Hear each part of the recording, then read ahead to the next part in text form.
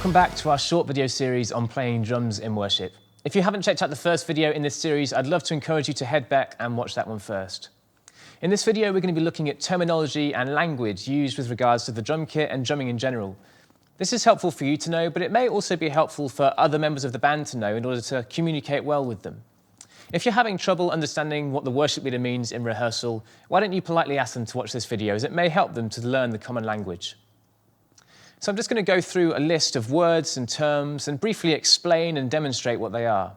So to start with, let's look at the names of the different elements of the drum kit.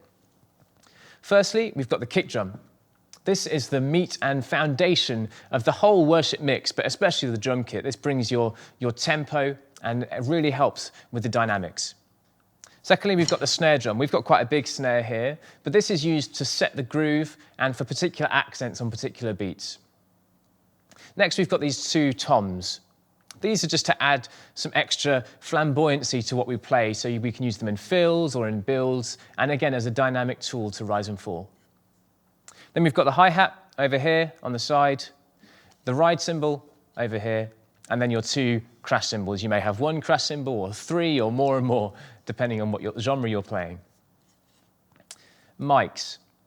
Oftentimes, you'll have a mic for each element, other than the cymbals, where you'll have these overhead mics. These mics capture a picture of the whole kit, especially the cymbals. They're called overhead mics because they are above our heads. Four to the floor. Four to the floor means playing on each of the quarter notes on the kick drum. So if the click is this, then four to the floor is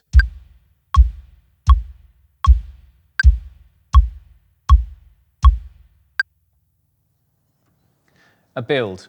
We'll come on to different builds in another video, but very basically, this is just a way of increasing the dynamics and energy of a song to go into the next section of the song. Something like this.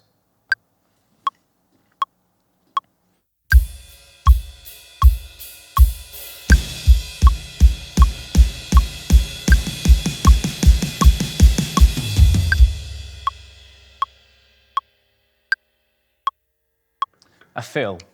A fill is a pattern played to transition from one beat to another. Something like this.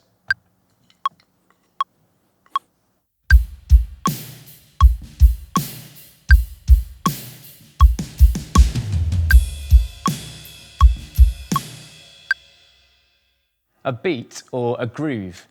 These two kind of mean the same thing. Basically, they refer to a rhythmic feel and/or pattern that's being used in that feel. I.e., you might hear someone say, go back to the verse groove. A groove could be something like this.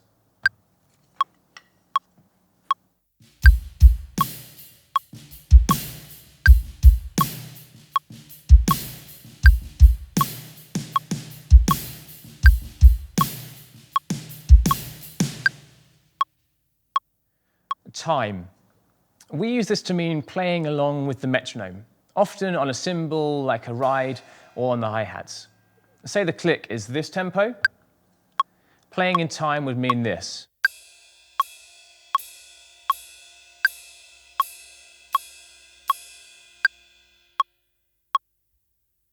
It helps to keep people rooted in time, especially in a down moment.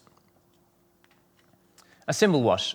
A cymbal wash is when we use the cymbals not as a sharp attack, but as a continuous wash. This can be particularly useful in low moments or really big moments, depending on what sticks you use. So here's a wash with some softer mallets.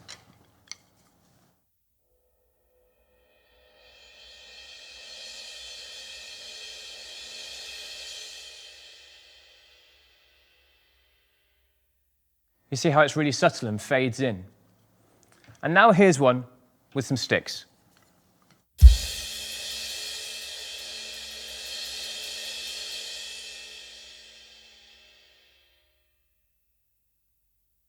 This can be useful in some really big moments of songs. Slams. Slams or hits are when we hit certain beats in each bar to give emphasis and space in a particularly big moment of a song. Here's some slams.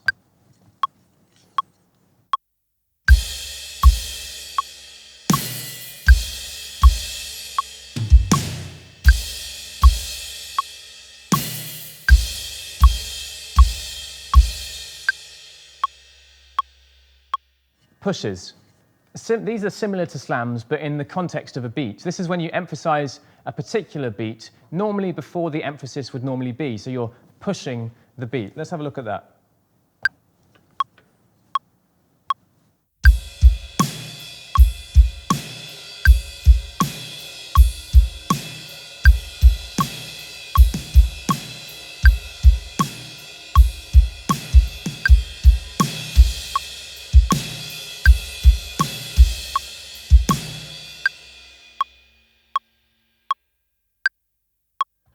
You see how I was pushing on the crash cymbals just before the beat would normally be.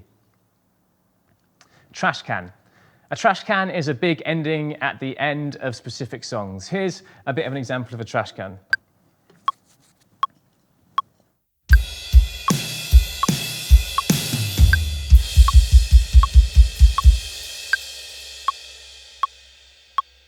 Be careful not to overuse these, but use them when it's appropriate. Double time. This just means playing as if the click track was twice the speed. It might sound something like this. So here's the click track, and here's normal time.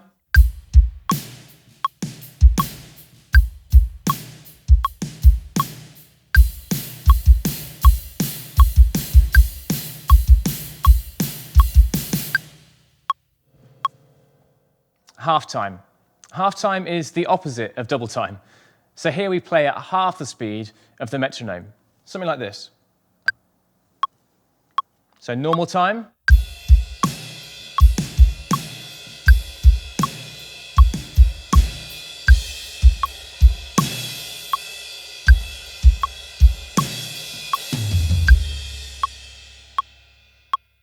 Accounting. This one's pretty self-explanatory. It's just when you give an intro to the rest of the band by playing a bar of beats or a bar of time, as we talked about earlier. Something a bit like this. It could be on your sticks or on the hi-hat or even the ride. So now we're going to look at some rhythmic terms. Firstly, a quarter. In 4/4, quarter notes are the 4 beats of the bar. So here's 80 BPM with quarter notes. There's the quarter notes. Eighth notes are double quarter notes. So the click will play quarter notes, and I'll play eighth note.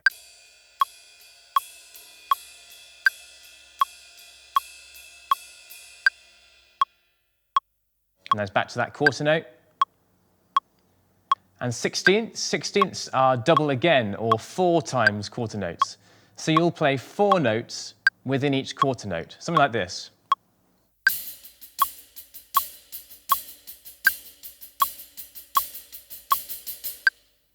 Stick options.